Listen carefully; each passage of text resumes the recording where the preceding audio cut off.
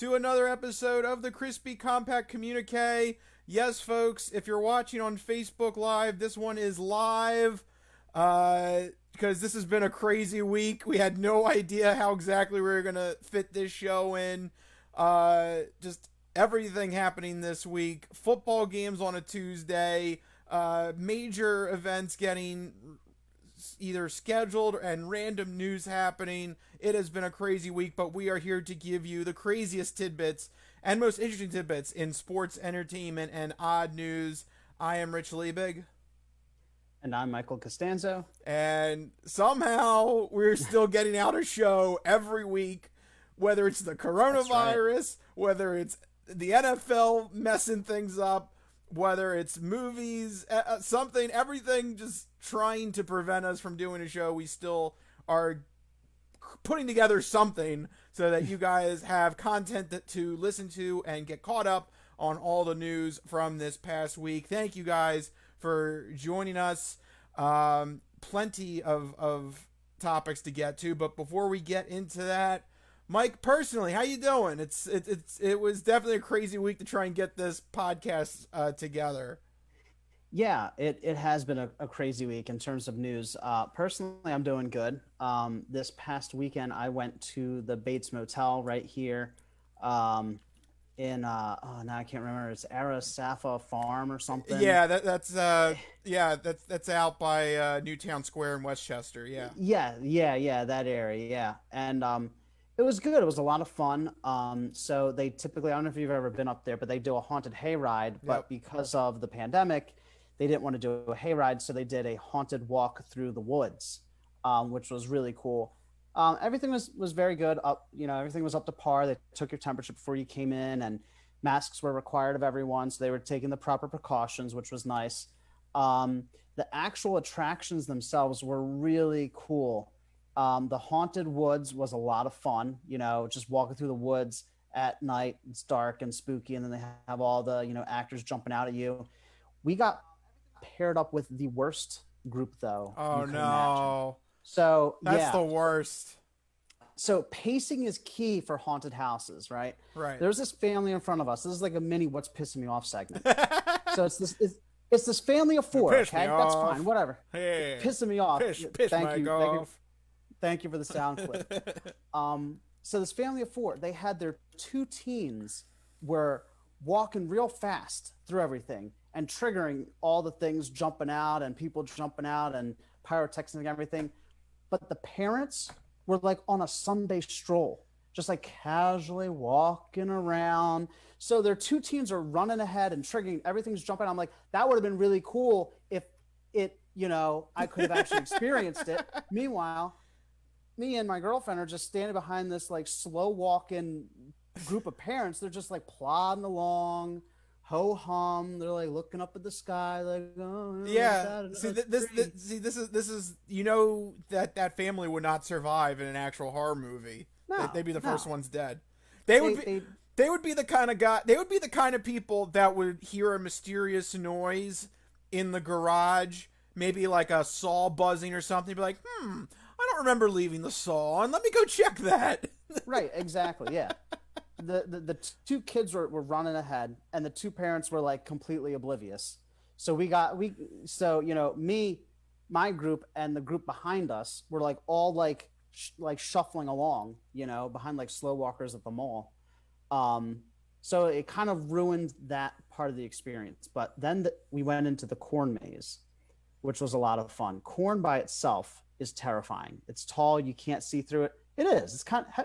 You don't think corn is kind of cornfields? Oh, you mean a cornfield? Okay, I can see that. No, not an ear of corn. Like, yeah, oh, no, corn on the cob. I'm so scared. Yeah. Like that's like the lady that's afraid of ketchup.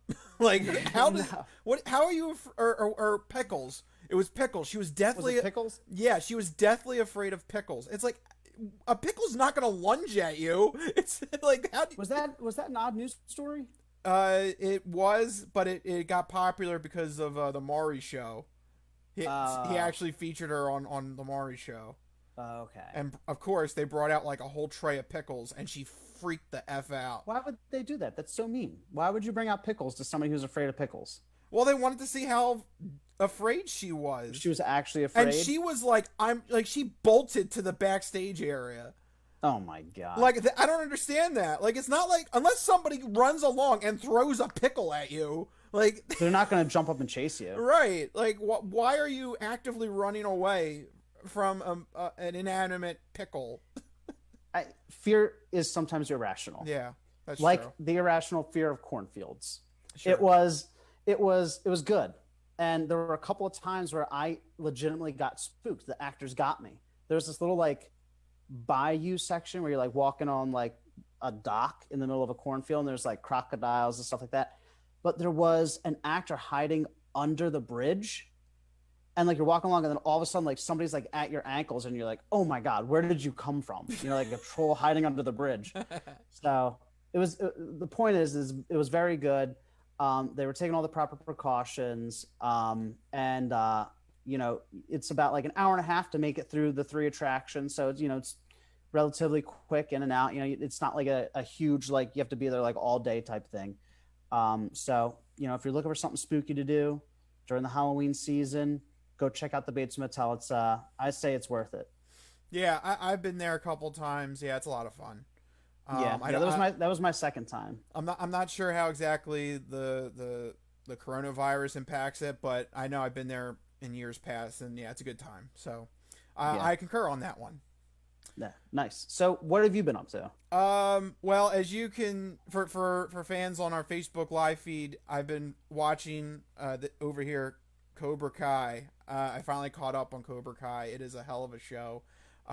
And I want to get more into it in the apocalypse activities. So I'll leave it. Okay. I'll leave it at that. I know I'm kind of doing a double dip on that, but it's that good. So I'll push it to the end of the show when we recommend Okay. apocalypse activities. And that's probably good because we got a lot of sports news to talk about. Yes, we do. So let's just knock them out one after the other. This first one literally just hit the news wire about an hour or two ago. Alabama head coach Nick Saban tested positive for COVID-19. This is huge news. Alabama is the Patriots of college football. Yeah. And they even have a big game, I think, this Saturday coming up. So this is like the worst timing for one of the best teams. They're also talking about if so I actually let me back up here a little bit. Nick Saban, what really made this story even crazier is Nick Saban found out he had coronavirus from the medical trainers who were testing everybody that day. Oh. So Nick Saban was already in the Alabama training facilities. He was already doing the game planning. He was Okay. already interacting with players. And then the bulletin comes. They, like the trainers had to like pull, had to have a meeting with him. Was like, you need to leave now. Like you have Oh, COVID. man. Yeah. So this is a really just quick breaking story right now. We don't. This could be patient zero. This could infect the Alabama, football team. There's so many potential variables that could happen from this. This is definitely a big name to get infected by COVID. On a brighter note, he says he feels fine. He feels asymptomatic. So he is old. He is older too. He's 68, I think, if I read correctly. So it could get dicey if things go south. But from what we hear personally from him, he's fine. But now it's just a matter of how much did he infect? Like, did he infect the team? Did he infect assistant head coaches? It's gonna be for those that love college football and follow us. Yeah, we usually don't talk college football. It's usually not our expertise, but I would have to imagine this could be some very, upsetting and just how you view the game would have to change too if you're talking with different people now leading the team. Like, it could get really messy depending on how far COVID spreads in the Alabama football team organization.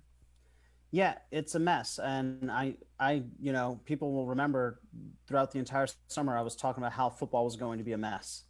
Um, Basketball did it the best; they didn't have any issues. Well, they had a bubble. Football, yeah, they had a The bubble. I the, mean, the bubble worked. There, yeah, it you did. know. It did. So far, the NBA has handled coronavirus better than any country or government or Yeah. other sports league.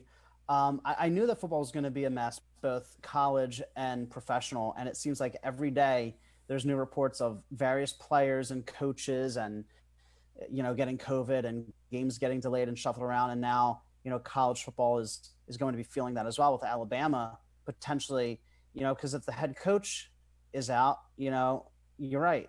There could be a whole slew of players now going out. So do they play anyway? Do they shuffle the games? Do Yeah, they and cancel and games? and and Nick Saban, we're talking about like a Bill Belichick figure. This Right, is a huge person who's won multiple championships. Like this is like the heart and right. soul of this organization. Yeah. So it's definitely something we'll keep our eyes on and see how it continues to affect college football. But we also have news in professional sports.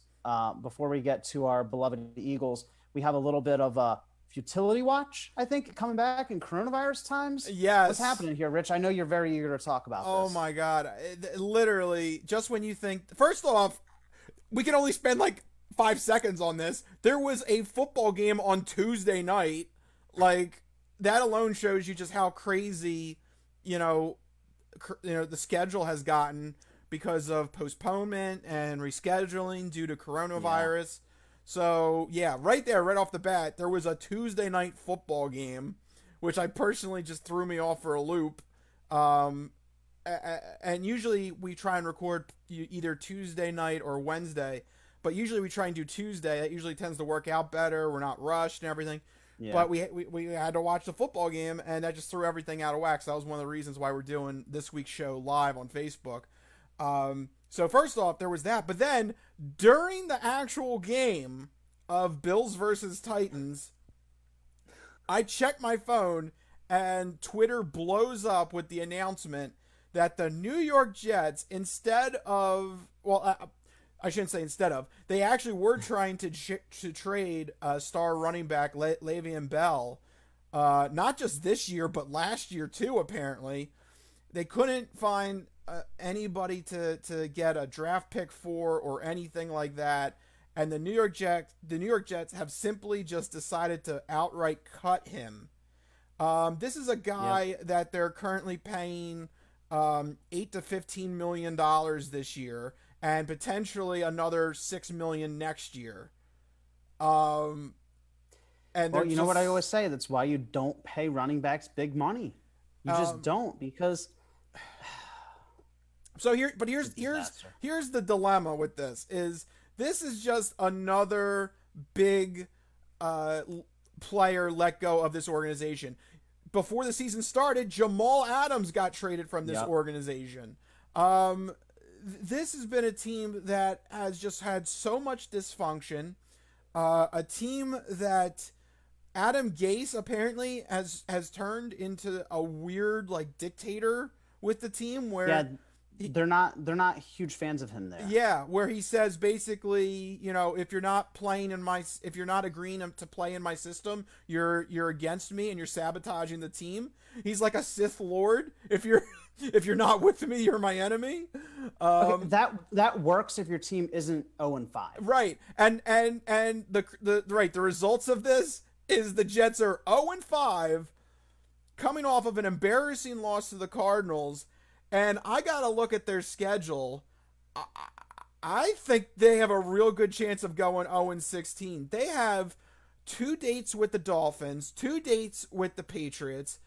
They face Kansas City. They face the Raiders, who the Raiders just beat Kansas City, so they're not a schlub team anymore. No. Seattle, who's 5-0. Both LA teams. That's not an easy trip out there.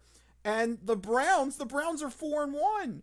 I think this is it, Mike. I think we're going to see another team go 0-16, and it's the New York Football Jets. Well, you're absolutely right. They have a really tough schedule. And with everything being so up in the air this season, but more than that, the clear dysfunction of the team, these three things coming together create a really unique scenario in which I think you're right. We could see an 0-16 team again. Yeah. Yeah, absolutely. Because it's not just the schedule, but it's also the dysfunction. It's the draining of all this talent. They're letting so many. What was it? The wide receiver Robbie Anderson. Yeah, he went to the Panthers. And now he's like one of the best receivers in that division.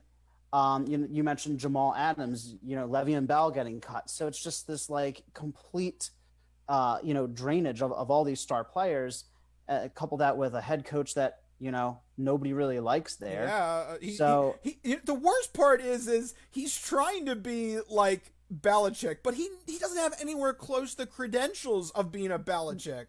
Right, exactly. You can pull that stuff if you're winning season after season after season of double digit win seasons, but what does he have to show for? Nothing. Yeah. Didn't he go 7-9 last year? And now we're off to an 0-5 start. And right, judging from that list of opponents, I don't think they win another game. Maybe they sneak one against the Dolphins or the Patriots because division games, they can go either way. But I was going to say the Dolphins or the Chargers, but I can't see them winning more than 2. They have a very strong probability of going 0-16. Yeah. I agree. So Futility Watch is officially on. So guess what? That means every week, as long as they lose, we're going to give you the update on the New York Football Jets. They're right now 0-5. They're 11 games away. Here we go. It's time for you guys to enter the history books of the classic Detroit Lions and Cleveland Browns. Come on, it's time to do it. Let's have another 0-16 team. We need another one. Let's do it. Yeah. Oh. So there you go. We'll keep an eye on that on next week's episode. See how well the Jets do next week. All right, but now it's time to get to our hometown. Oh, we go from one dog poo to another dog poo. I'll tell you this: at least the Eagles won't go 0-16. They'll at least go 1-14-1. Yep. Because the Eagles lose again. This time to the Pittsburgh Steelers, 38-29. At one point, they were down 31-14. They did fight back a little bit, but it wasn't enough. Rich, reaction to the game. What went wrong? Can we fix this? I don't know. I wanted hope for it. This Eagles team is just depleted. The injuries are just too much to overcome. I know it's great that they fought back from 31-14, but let's be honest. When you have a lead like that, the opposing defense is usually playing prevent or some other soft coverage. Yeah, they're playing conservative. Yeah, or they're playing backups. Right. There's a reason why teams, fight back and get on a momentum switch in the second half. But it wasn't even really a momentum switch. The Eagles scored exactly once in every quarter. It's not like they did anything different. Yeah. And the Steelers, when they needed to, they come right back and they score. Yeah. And Wentz really didn't improve that much. I mean, he was a little bit better with his accuracy. The one interception was at the end of the game on a Hail Mary, so that one is kind of, that one you can forgive, but he still threw another bad interception earlier in that game. It just seems like this team is broken, just fundamentally. We've been saying it, the past 4, now 5 weeks. There's something wrong, and it's multiple facets of the game. It's the offensive line is, they've been okay, but they're struggling. The injuries just keep piling up. We cannot keep anybody on the field. Our leading receiver was Fulgham. We're up to 12 players either on the injury report, either on our weekly injury report or the IR list, which is, I think, third in the league. Yeah, I know every team deals with injuries, but I have to think that the Eagles have. We're top 3. Top Woo!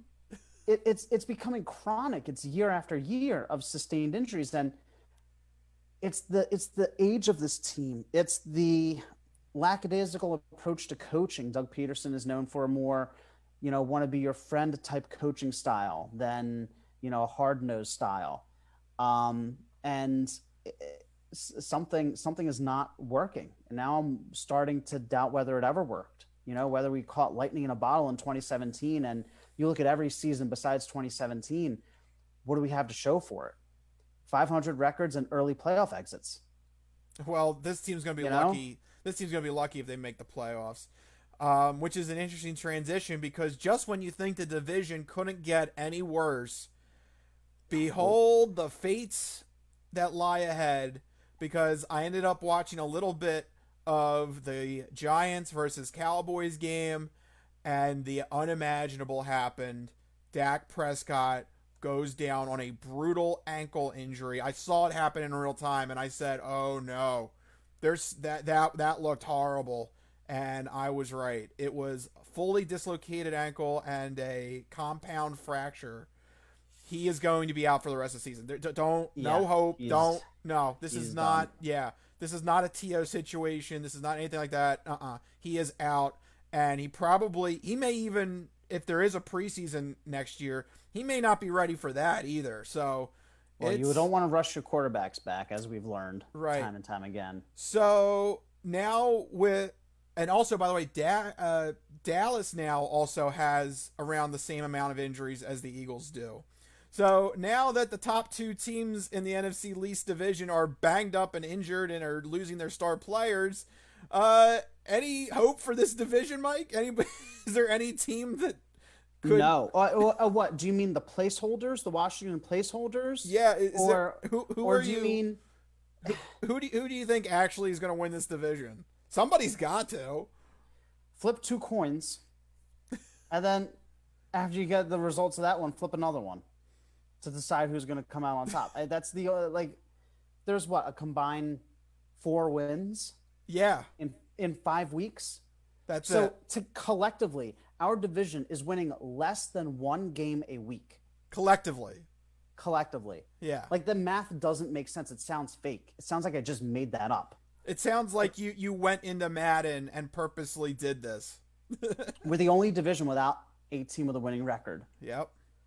There's numerous divisions that have multiple teams with winning records. Everybody is trying to make excuses. Oh, it's a weird season. Oh, there's injuries. Other teams have injuries. Other teams are dealing with the same weird season as we are. Something is not working. Something is fundamentally broken from years of bad drafting, years of picking up old veteran players who we can hope to get a little bit out of the tank, suddenly ending up injury. Shocked Pikachu face Jason Peters at 40 couldn't stay healthy. What's his name? Alshon Jeffrey couldn't stay healthy. Deshaun Jackson couldn't stay healthy. We're trying to play the season on a wing and a prayer, and the wing is broken, and Philadelphia's not really religious. So I don't. Good answer. So I don't. What is to be expected other than exactly what we got? It's disappointing. I tried to lull myself into a false sense of positivity with this team. If everyone can stay healthy, we might be good, but that's a huge if. And now we're realizing that, a few key players go down. We just don't have the talent elsewhere. We don't have the depth. We don't have the coaching. They're not adapting. I mean, the problems just go on. And I'm rambling now. So Rich, you got to say something to pull me out of this spiral of despair. What is there? So any glimmer? I just want to say this to all the Dallas Cowboys fans. As obviously, since I'm an Eagles fan, I am of course a Cowboy hater. Yeah. So I will say this as a personal, on a personal level, I feel so bad for Dak. That is a gruesome injury. I've had leg injuries. It is not fun to deal with. It is not fun to be on crutches. It is, and the rehab for that's going to be painful. So personally, I feel bad. To Cowboys Nations though, Cowboy Nation, they're treating this like, oh, woe is me. Oh, our beloved franchise is now doomed. No, Dallas is still the favorite to win this division. Don't mix this up. All right. Dallas, their backup quarterback is Andy Dalton, who was a starting quarterback last year. I forgot about Andy Dalton. Yeah. So even though, yes, you do downgrade going from Dak Prescott to Andy Dalton, you still have Andy Dalton. He's still a decent quarterback. They better not Nick Foles this. They could. Andy Dalton's got something to prove after the Bengals jettisoned him out of Cincinnati. Look, as you said to Dallas Nation, this division is yours to lose. If you can't win it, holy hell, you're worse off than we are. Yes. So basically, I just want to reiterate all these Dallas Cowboys fans that are just, oh, woe is me, and wake the F up. All right, you guys are still fine. You guys still have Ezekiel Elliott. Give the ball to him. You'll be fine. And Vegas agrees with me too, because the odds on Dallas winning the division is still laying odds. You still have to pay more money to make money on the futures bets. So I don't want to hear any sob story. I don't want to hear anything like that. Dallas is you're still all right. Yeah, Personally for Dak it sucks. I get that. But right. For the team as a whole, they're still fine. The division is atrocious. They could sleepwalk in this. They could sleepwalk 7-9, win this division and have fun in the playoffs. Oh yeah, 7-9 comfortably wins the division, which is saying something. But it's always tough when a franchise quarterback goes down. But they have so much talent around the ball on offense. Andy Dalton should be more than enough to get you the 7 wins to win the division. Now, they'll probably be out in the first round, like the Eagles have been the past few years. But whatever. Now, one last question on this is. Here's the thing I do feel bad about Dak on. Do you think he gets a contract? No. Yeah, I don't think he does. I think this was a big gamble and he lost. He 7'd out at the craps table. Yeah, well, because here's the thing. If he had done well this season, and he was doing well. He was, but you could turn around and say, look what I did. Where's the contract? Now he's going to say, well, look what I did 2 years ago. And Dallas is going to go, yeah, NFL stands for not for long. What did you do last year? And he's going to go, well, I was injured. And they're going to go, oh, well. Yep. But this is the thing, though. Do they run with Dalton then? Do they draft another quarterback? I think it depends on how the rest of the season goes. Yeah. I mean, if Dalton can survive and take them to the promised land of the playoffs. It's possible.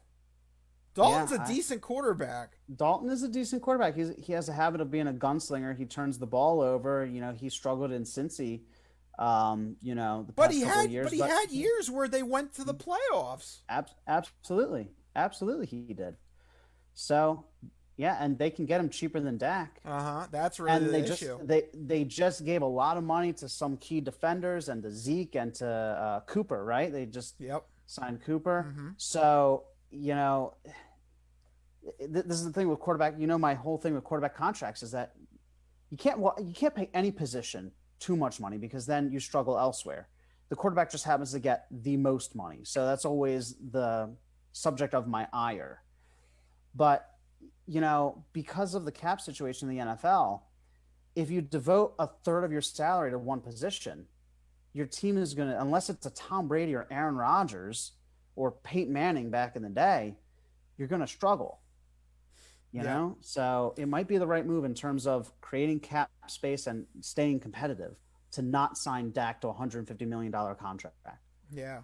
I don't think Dak gets a contract. So, unfortunately, he sevens out at the craps table.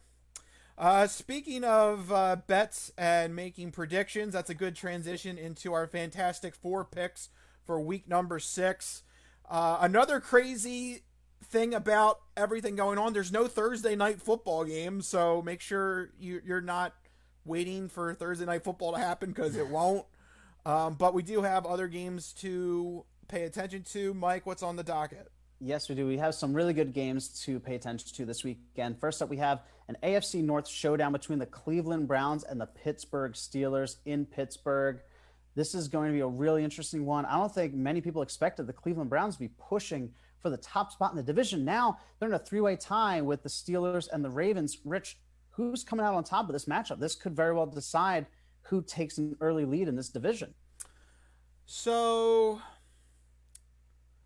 I'm still going to go Steelers. I think it's a safe bet to stick with the Steelers. They're going to be at home.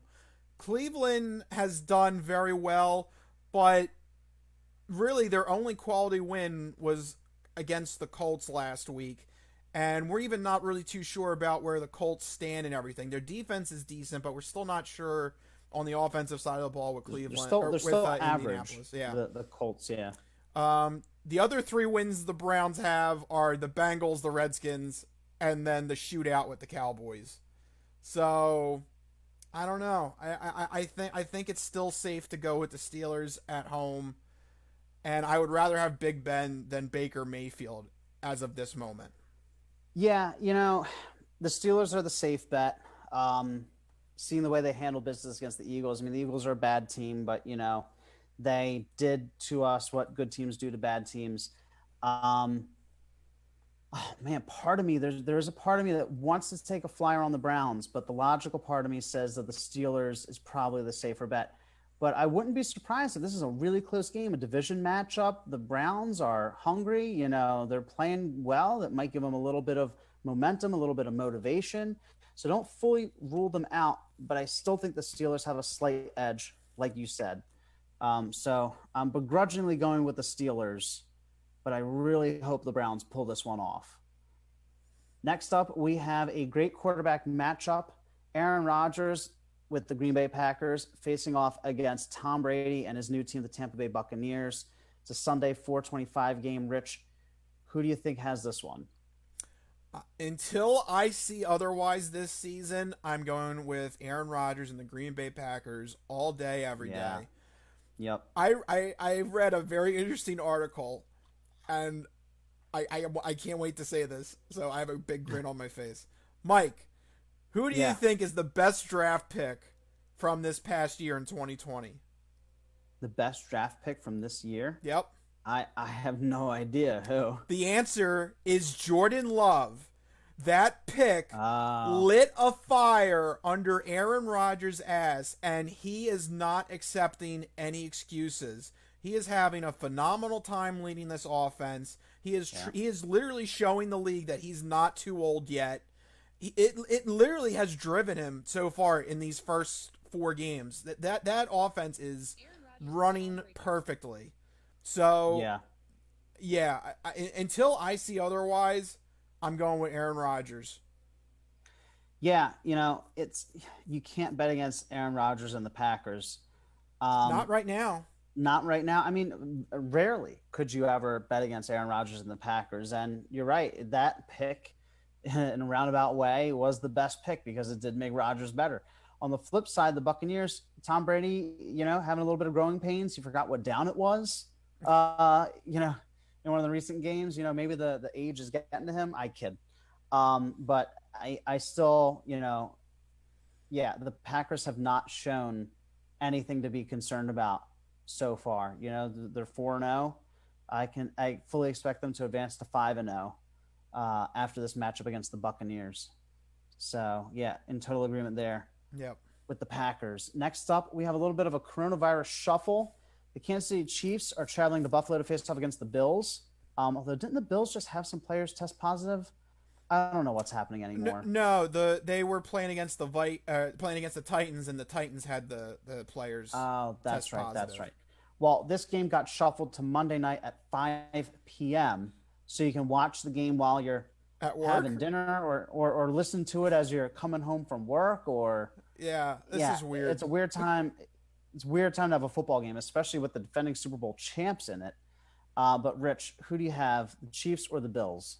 The Bills just lost a tough one. Yeah, and unfortunately, it kind of showed that their defense is not the same as it was last year. As a matter of fact, their defense has actually been more average than above average so far in the games that we've seen so far in 2020. I know the Chiefs are coming off of a loss, but you know what? It was against a division opponent. I'll chalk that up to division rivalry. I'll still be more than happy to pick the Chiefs in this matchup. I think the Bills, they got weaknesses in their armor that were exposed on Tuesday night by the Titans. So yeah, I'm going with the Chiefs in this one. Yeah, what's interesting is that both of these teams have really good passing attacks, actually second and third in the league. Josh Allen is actually he's rounding into being a top 5 or 6 quarterback. Well, I'd say maybe even better. They have the second best passing attack. The Chiefs only have the third best. But what differentiates these two teams is the Chiefs also have the 11th best ground game. And the Bills to this point have not been running the ball very well. So, in a close game, they're both very evenly matched in basically every metric except for the ground game. So in a close game, that could very well be the thing that separates the two of them. And as the defending Super Bowl champ and as a fan of Big Red Andy Reid, I'm of course going to go with the Chiefs. I've been picking them, basically every game that they've been included in the Fantastic Four since we've been doing this the past few years. So I'm going to continue with my picking the Chiefs trend in that one. Next up, finally, we have a Battle of the Birds. Our very own hometown Philadelphia Eagles are hosting the Ravens coming into town on Sunday. It's a 1:00 game. Rich, who do you pick in this one? Is it potential MVP candidate Lamar Jackson or the Philadelphia Eagles? It's the Ravens. Don't overthink this. The Ravens. Don't overthink this. The Ravens. You realize what? You realize now that we've said that the Eagles are going to win because we're doubting them. It always happens. It always happens. No, it's fine. Don't overthink this. The Ravens are 4-1. Their only loss was against the Kansas City Chiefs, the defending Super Bowl champions. Even the report that Lamar Jackson may have bruised up his knee a little bit, I don't know. I still think he's fine. Do you think that's going to matter against our team? Yeah, they handled the Bengals well. Don't overthink this. Lamar Jackson could come in a wheelchair and we would lose to him. Okay, we tied the Bengals, and they just whipped the Bengals. We lost to the Washington placeholders. Okay, Lamar Jackson could come in on crutches, a wheelchair, and he could still beat us. It's like you said, clearly the Ravens. Yeah. I feel like we've sealed our fate to have the Eagles actually win and prove us wrong. But... Well, that would be interesting to see. But for right now, we'll run with that final pick. And those are our Fantastic Four picks for week number 6 of the NFL season.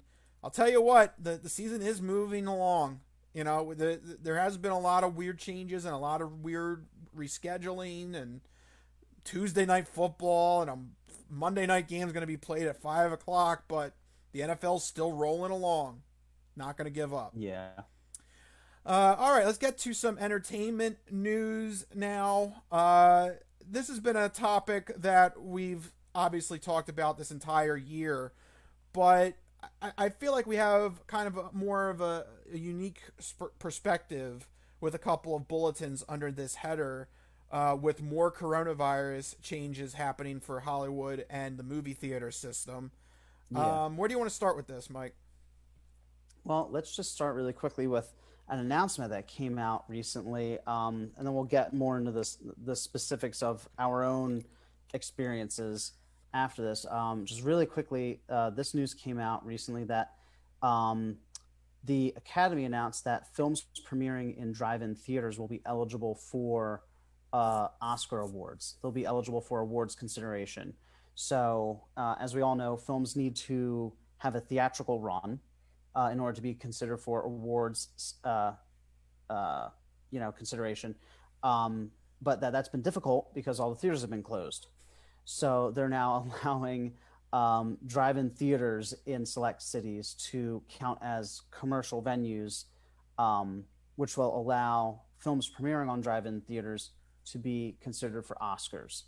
They only have to be shown once daily for a minimum of 7 days in one of 6 cities across the country, sometime between the time of 6 p.m. and 10 p.m.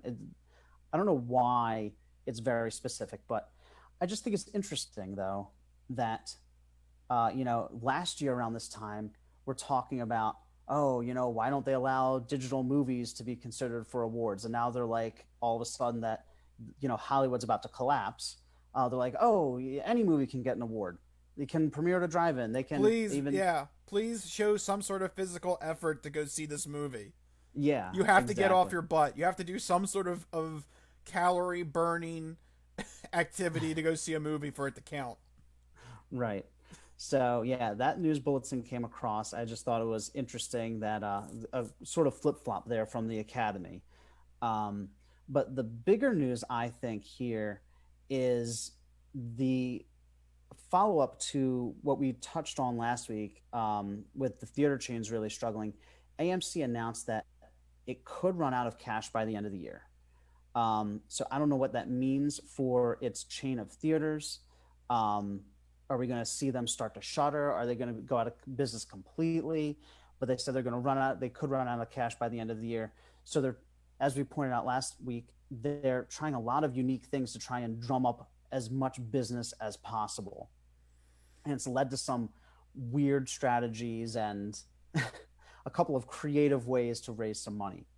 Um, One of those things you mentioned that ticket prices are way, way down in certain markets. Yeah. And you have a little bit of an inside scoop on this one. Yeah. I have a little text chain with my family, and my cousin Scott sent a text over where he said that he went to go visit his alma mater and Kutztown University, and he went to the movie theater. He wanted to check it out because Empire Strikes Back was having their re-release, trying to drum up interest, get some people into the theater.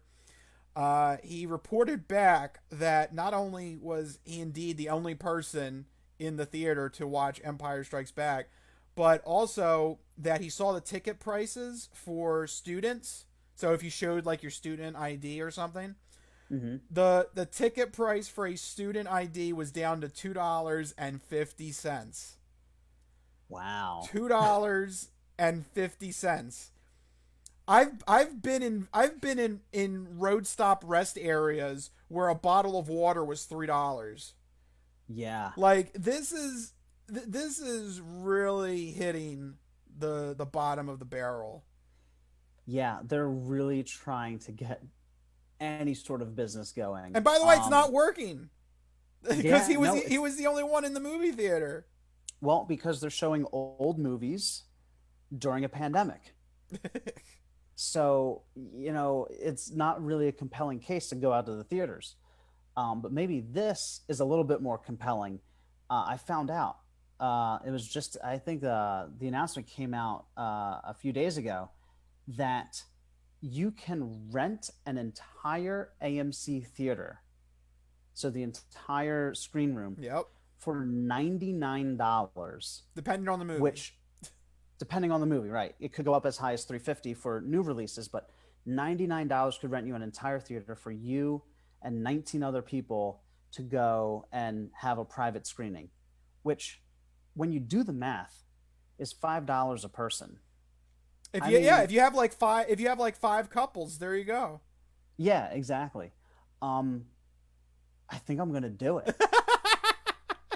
That's actually what this whole bit was about. That's what this whole bit is about. Mike just actually wanted to rent an entire movie theater out. I'm going to rent a theater. I think I'm actually going to do it. I'm going to rent a theater, and one of the movies you can show is Jurassic Park. Perfect. So I want to go see Jurassic Park on the big screen. Who wants to join Mike? Leave a comment. Leave a comment. Who wants to join me to watch Jurassic Park in theaters? Rich, what do you think about this strategy? Is this going to be effective? Is this a good idea? Could you see people jumping on this bandwagon? I guess part of the worry about seeing a movie during a pandemic is the crowd of strangers, especially when you're like sitting in seats and then there's like a whole bunch of food going back and forth, and like if somebody needs to go to the bathroom, they have to shuffle past everybody. You're coming in a lot of close contact. There's a lot of shared areas. Could this quell some of those fears? Well, I would assume on that aspect it does, but I think the problem is just the fact that you're showing old movies. Yeah. Like to go back to my cousin's situation, I texted him back. I wasn't surprised to hear that at all, because for most people, they have Empire Strikes Back in some way, shape, or form at home, whether it's an old VHS, DVD, or on Disney Plus. Yeah. You know, so why should I go out, waste gas and my time, and pay even if even if it is $2.50, you know, to watch a movie that I can watch for free in my home. Right. So that Exactly. aspect is not going to work. And that's the aspect I think Regal thought when they decided to close their movie theaters for the winter. And I think that may end up being the best move to make. However, this whole thing of trying to make it $99 to rent a movie theater, that's interesting. That adds like a social aspect to it. You can invite your friends. I don't know how successful it will be. Right. How much Um, business are they going to do? yeah, I don't know on that front if it's going to work, but if you're going to try and stay open, that's at least a puncher's chance, I think. I still think the Yeah. better play is probably what Regal did. Just shutter it down and wait till 2021. Yeah, it's interesting, and you're right. There's like two completely different approaches to this. There's the AMC, grit your teeth and bear it, and there's Regal that just like throws in the towel, like, we're just going to come back in 2021 and hope for the best. Yeah. Um, it'll be interesting to see which one ultimately succeeds, but I think it's going to be Regal. I think AMC. It's interesting, a week or two ago they're like, we're going to stay open, and then this week we're going to run out of cash by the end of the year. So Yeah, not what you want to hear from a business.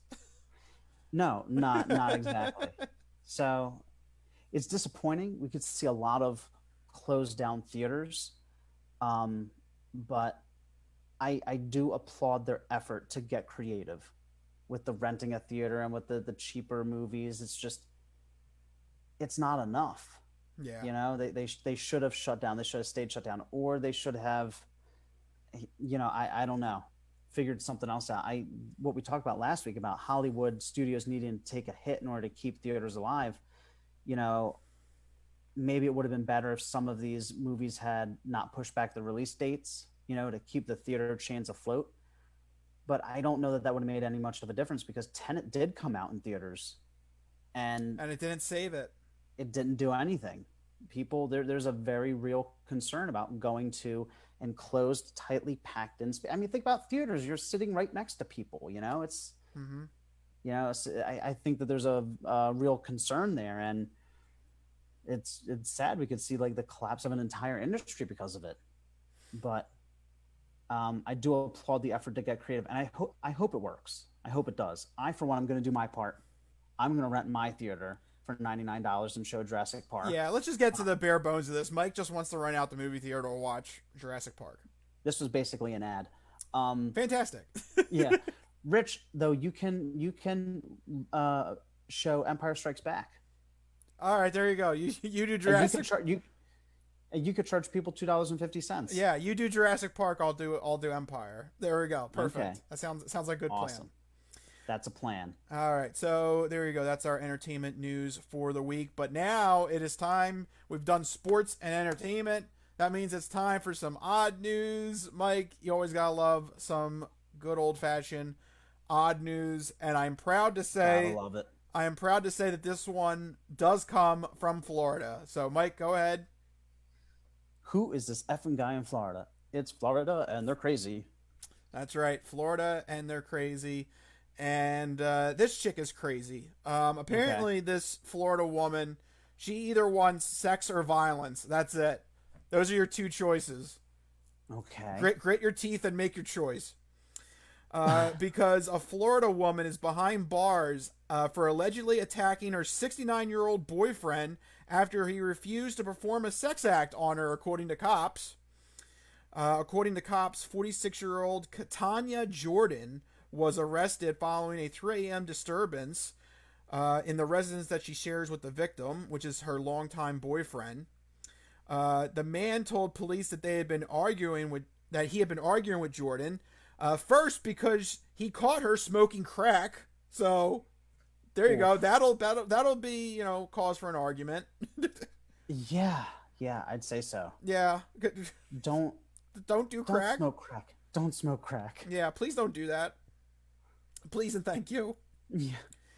But then Jordan got more angry, and and that's when cops said, quote, she demanded that the boyfriend perform oral sex on her. I Demanded. demand you right now. So she got caught smoking crack. Yeah. Right. And then her way out of that was to demand oral sex. Yeah. Right now. Okay. Get down on your knees. Bam. That's it. Right now. Immediately. You think I'm doing drugs? Well, you get down on your knees. Give you something else to think about. Right now. Give you something else to think about. Okay. Yeah. The victim, however, declined the command, and that's when Jordan ran over to him and began hitting and scratching him. Oh. Cops noted that his body sustained small lacerations from her fingernails. Oh. How sharp are your fingernails to actually cause lacerations? Well, fingernails can be sharp. They can be long too. But the police report says lacerations. Like, you're talking about full-blown bleeding and stuff. Yeah, that makes... I could see that. Ugh, I don't know. People scratch hard. The cat fight. Cat fight, yeah. That does suck, though. I mean, and she's totally in the wrong on multiple counts. She got caught smoking crack. One. Yeah, one. And then tried to get out of it by demanding oral sex. Right, which is like, yeah, not good. To demand that of somebody to the point where you turn violent. Yep. You know? Apparently, this is when she knew she was in the wrong, because that's when the victim went to call for 911, she fled the residence. She was apprehended, though, with the aid of canine tracking units.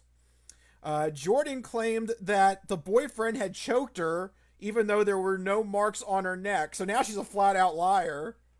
Okay, strike 3. So crack, physical assault, and lying. Yeah. Okay. She's being held in the county jail on a $12,500 bond. While she was in jail and being processed, they also found out she has an already extensive rap sheet. She apparently really loves violence. If she can't get sex, she goes right to violence. That's her number 2. Oh my god. Okay. So, are you ready for? Yeah. What else has she done? Here's the full list of stuff that she's done. First off, she's had separate charges of battery, aggravated assault, and obstruction of justice. Okay. Some of these in detail are first. Jordan was arrested for striking her daughter, so great parent of the year right there. Fantastic. Not good. In another case, she hit her brother-in-law in the head with an iron. Oh, Jesus. Like Home Alone style. Bam. Iron to the face. Oh my god. And then in another case where she had a different boyfriend, she broke a glass vase over his head. Ow. It's like WWE style. Whack. Oh my gosh. Like literally everyone. She's violent with everyone. Yeah, this is what happens when she doesn't get laid. She gets violent. So she's now assaulted 3 boyfriends. Well, at least 2 that we know of. The one was her brother-in-law. Oh, that's right. Brother-in-law. Sorry. Yeah. Yeah. Okay. So unless she's dating her brother-in-law, that would be weird. It is Florida. Anything? Look, she's smoking crack in Florida. Yeah, anything goes. I mean, anything goes. And by the way, in all of those cases that I mentioned, the prosecutors say that, quote, they did not have enough evidence, so they declined to pursue charges. How? All 3 of them. That's how the Florida law system works, I guess. Unless yeah, sure. You broke the vase. We can't charge you. The person has like shards of vase like stuck in their head, and they're like, well, we don't know. Nope, it's contaminated by your head. It's contaminated by your head. Evidence is inadmissible. Yep, too bad. Oh my god. Yep. And there you go. That is your odd news of the week. Always can count on Florida. And don't mess with that chick, man. Either sex or violence. That's what she's getting at the end of the night. Just stay away from her. Yeah, And probably a good don't call. smoke crack. Yeah, don't smoke. If your girlfriend is smoking crack, yeah, you might want to dump That's her. that's a good sign to get out. Yeah, yeah, good sign. Yeah. Yeah. All right, we're almost getting to the end, but before we get to the end of the show, it's time to do apocalypse activities, where we give you some recommendations to either watch on TV or video games. Mike, what's your recommendation for the week?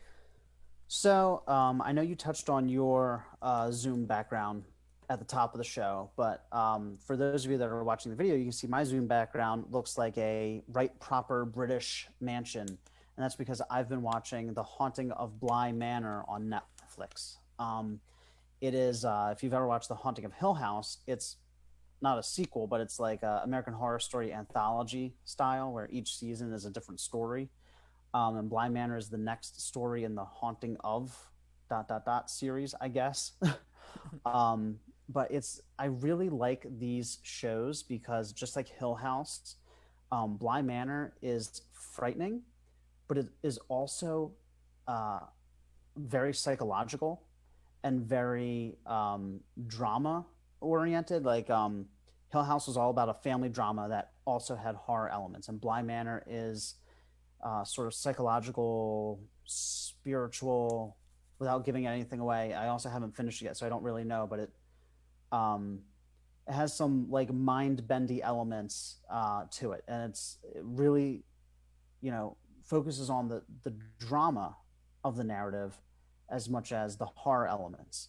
So it's definitely spooky, but there's also a lot of meat there if you like, psychological, thoughtful shows and also dramas as well. So it's really, really, there's a lot there to unpack, and there's always something happening in the background, and there's always like little like aha moments where you're like, oh, connecting the dots. It's like a little puzzle, like a mystery that you have to solve. So it's very, very good. I'm thoroughly enjoying it. I'm 7 episodes in. There's only 9 hour long episodes, so very quick. It's self contained, so you don't have to worry about watching 2, 3, 4 seasons. So if you're in the Halloween mood, go check out The Haunting of Bly Manor on Netflix. All right, and my recommendation is, of course, Cobra Kai. I just finished season 2. So this was a weird thing that happened with me because YouTube Red was trying to still be a thing. Um, Right. I had gotten a free trial of it, so I watched the first season of Cobra Kai, but then my trial expired, so I never watched the second season. And then with YouTube Red dropping their original programming, all of the episodes went to Netflix. So I was like, sweet, I can now watch the second season. And I finished the second season in a day and an afternoon. Oh wow. And it is amazing. I am thoroughly just floored at how well they've done this show. Um, for those who don't know, it's the continuation of the Karate Kid, but from Johnny Lawrence's point of view, the blonde, evil karate kid. But now he's kind of like an anti-hero. He wants to restart Cobra Kai, and he wants to train a new generation of kids, but still have a little bit of honor. So it's more of an anti-hero role that he's trying to do, but Okay. he is walking that fine line between, is he becoming what his evil sensei was, John Kreese, Mm, in the first movie, who was notorious. He was notorious for, mercy does not exist in this dojo, and right. weakness does not exist, and all this stuff.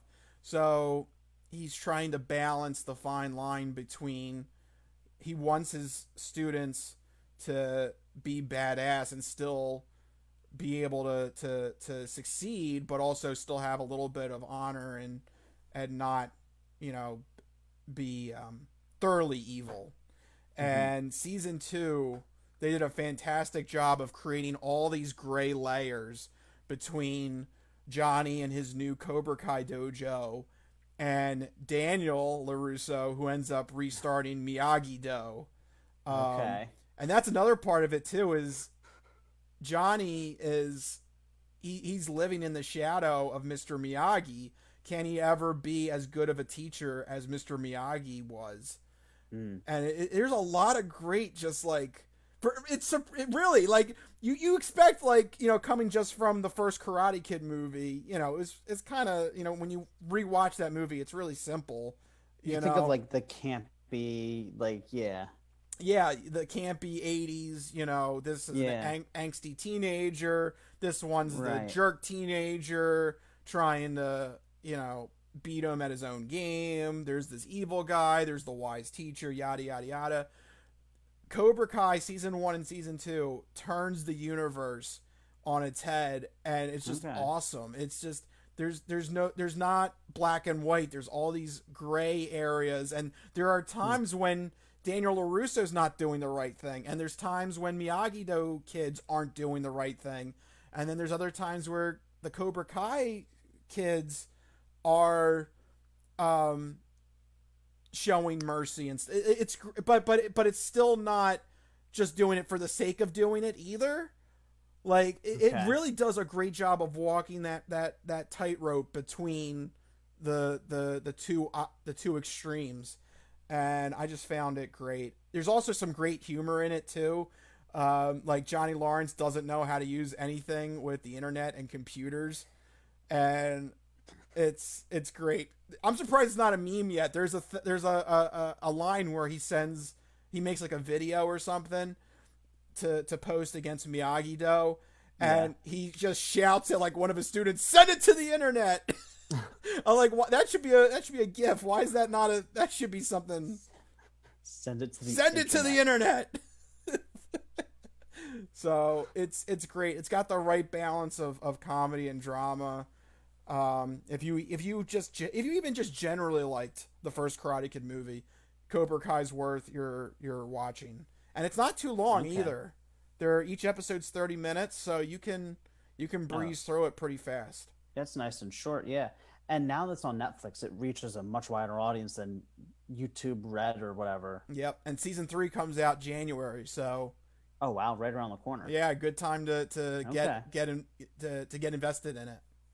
Okay, so Cobra Kai on Netflix. So 2 Netflix recommendations for apocalypse activities. Yep, there you go. Things to keep an eye out for.